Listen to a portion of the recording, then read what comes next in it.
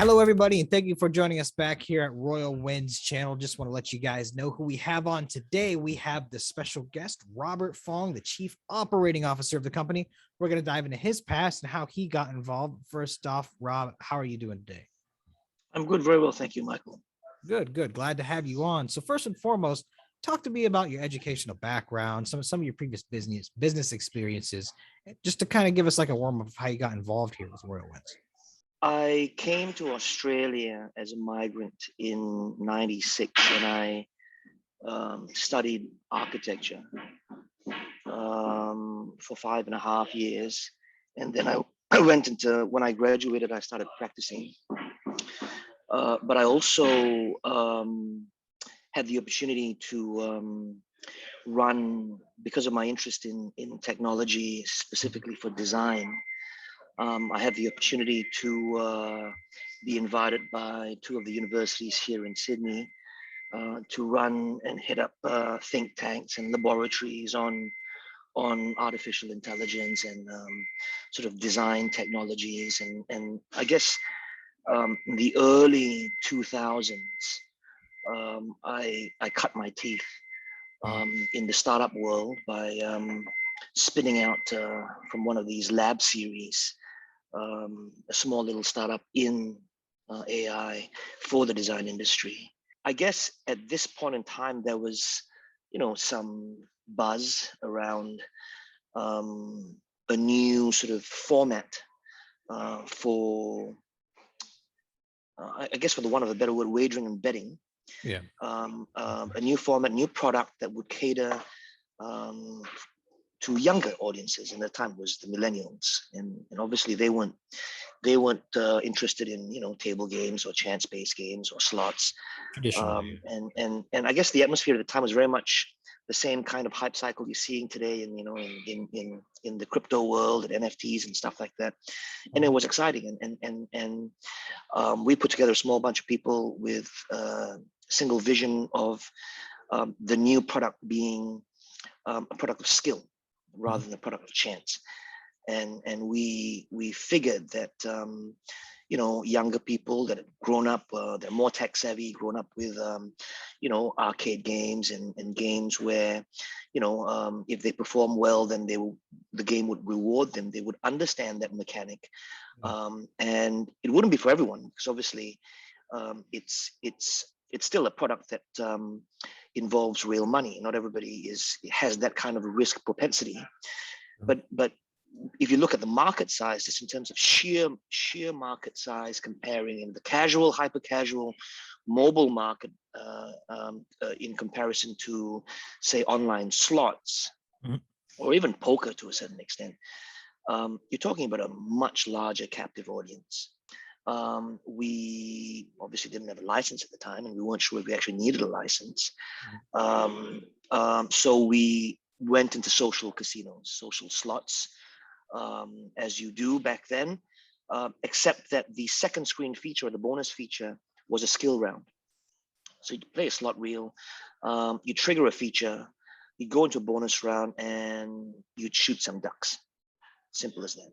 Okay. The response was encouraging, and encouraging enough for us to then fully abandon any chance-based elements and subsequently go into full sort of casual games, games that you don't spend a lot of time on, but they're easy to pick up.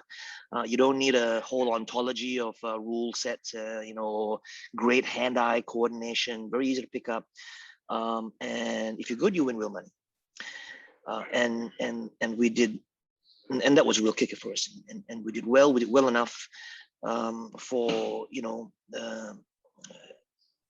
obviously the app stores to consequently ask us for a license. And because we didn't have one, they didn't actually kick us out, but we backed out.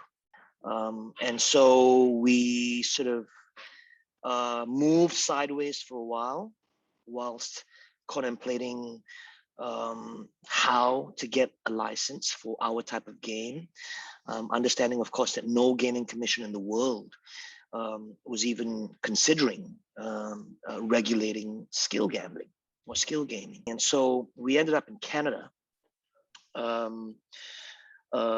through, a recommendation, and we went to the KGC, the Kanawakes, and we just basically made an appointment. We didn't tell them what we were about. We flew all the way there, and we did a pitch, and we said, this is the future, and you guys should be part of it. And if you are, you'll be the first gaming commission to license pure skill gaming. And they agreed. The rest is history. We got the license and subsequently back on the stores.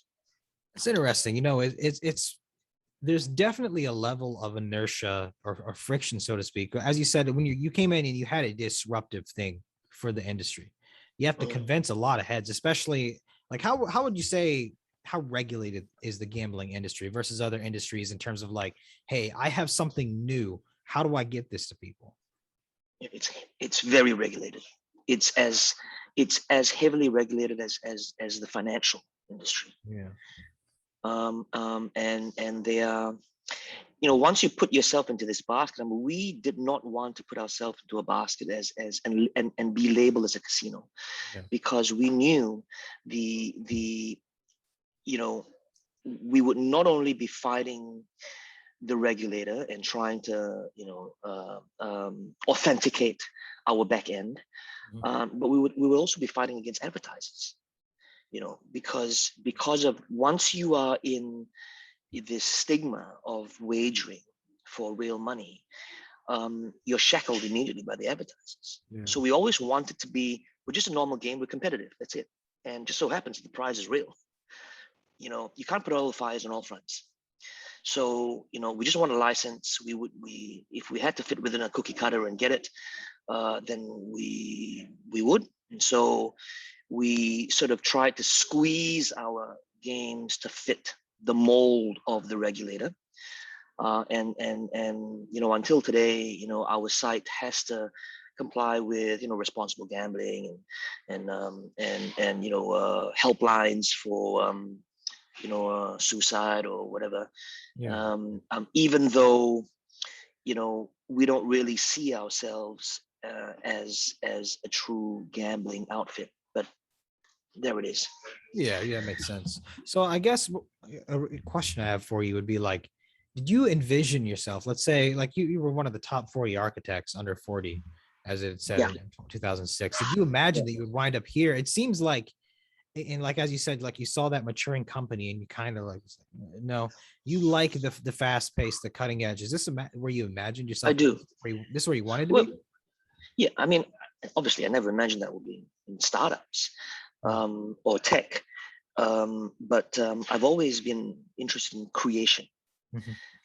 And I've always been interested in creating something makes a difference. That it's, if you wanted to make money, I mean, money is the easiest problem to solve. If you want to go into business to make money, you can do anything. It just makes money.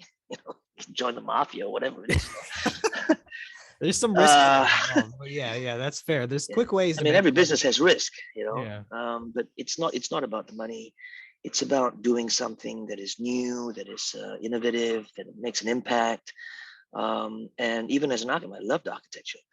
It's just that, and I love design.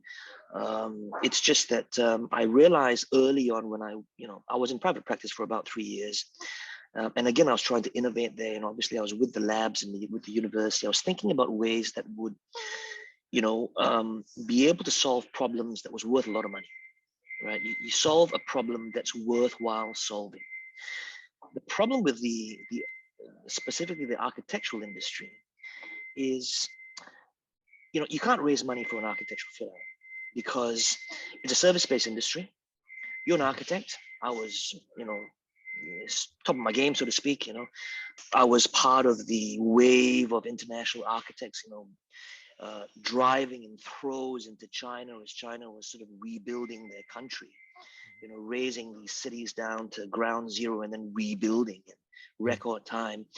And we were part of all this very interesting stuff. It's just that if you then want to go into a tech startup for the design industry, it's hard to raise money because you're an architect. You do 10, 20 clients this year. There's no guarantee you'll do 40 next year. It just doesn't scale. It doesn't So you scale. can't do a 3-5 year projection. No bank's going to lend you any money. You just forget about it. So I learned quickly that this is the wrong industry, and so I had the sort of good fortune to be surrounded by, in the office that we had at the time, there were a lot of tech startups around, and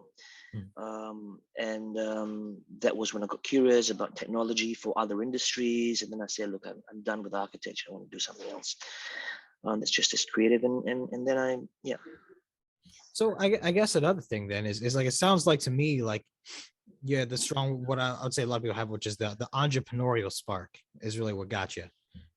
That's the I've always been very ambitious.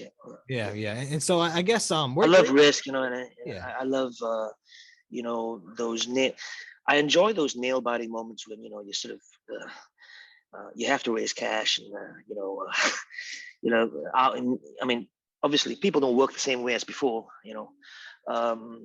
Now it's all about work-life balance and stuff like that.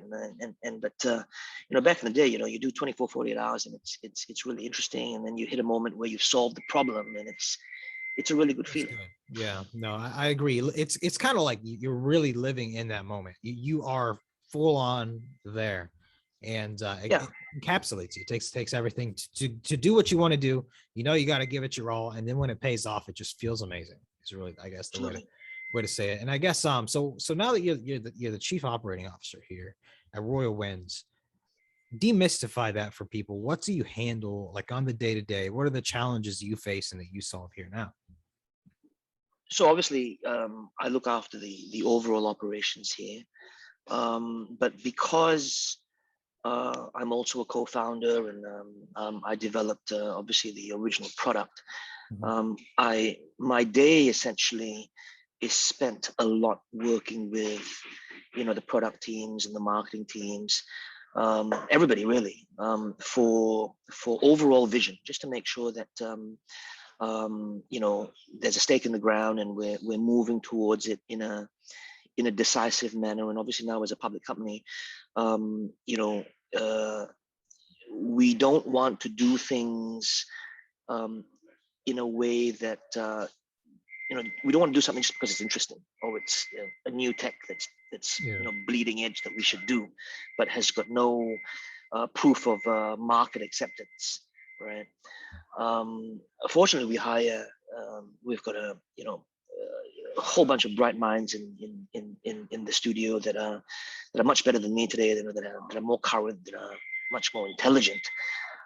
So I don't have to do very much in terms of moving them forward in the right direction. Most of the time I'm listening and learning as well. Designers, user experience. I'm just there basically to make sure that the overall wisdom makes sense, and the overall direction makes sense. And then, these guys go figure it out. Well, Rob, I feel like you did a really good job of walking people through where you came from, your motivations for why you are here, where you are now, and kind of what you do now. And if anyone else has any questions, we'll answer them. If you guys send them along, we'll happily answer them. But for now, Rob, thank you so much for your time today. Thank you everyone for watching, and Rob, have a wonderful day. Awesome. Peace out.